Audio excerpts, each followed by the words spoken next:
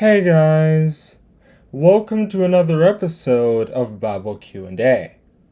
Today we're discussing, does Jesus have a successor?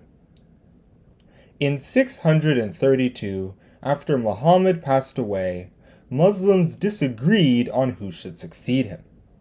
One group thought that one of Muhammad's relatives should lead the faith, and they eventually chose Ali, his son-in-law. This group would eventually become the Shiites, who mainly live in Iraq and Iran. The other group, the Sunnis, thought that anyone Allah picked could lead the faith. Most other Muslims are a part of this school of the faith. This division, along with cultural differences between Iran and the Arabs, has caused major divisions in the Middle East, and the two groups have been fighting in Iraq for decades. Interestingly enough, Christianity had this happen too, although a bit more gradually. After the 5th century, the Orthodox Church began to distance itself from the Catholic Church because they felt that their leader, the Bishop of Constantinople, was similar in stature, if not a bit less important, compared to the leader of the Catholic Church, the Bishop of Rome, whereas the Catholic Church began to believe that their leader was completely supreme. In 1054, the two leaders mutually excommunicated each other, and the schism officially began. So, how did Jesus feel about all this?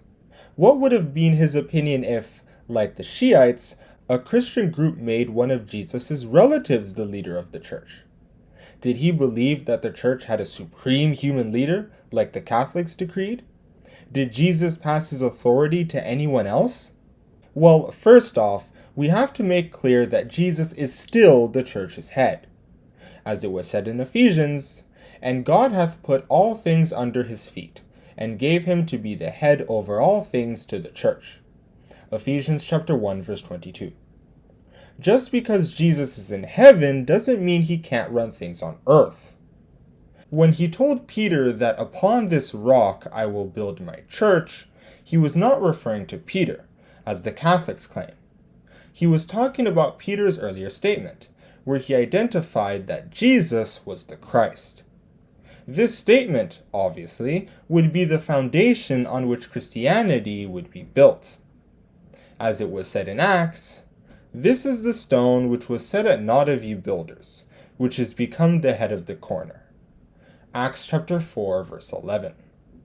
As for the Orthodox split, Jesus would have seen the division as ultimately meaningless.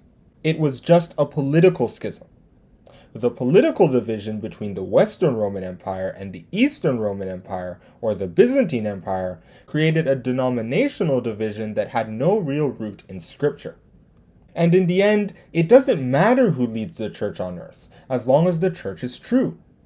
Paul made this clear when he was discussing a division the early church was going through. "For while one saith, I am of Paul, and another, I am of Apollos, are ye not carnal?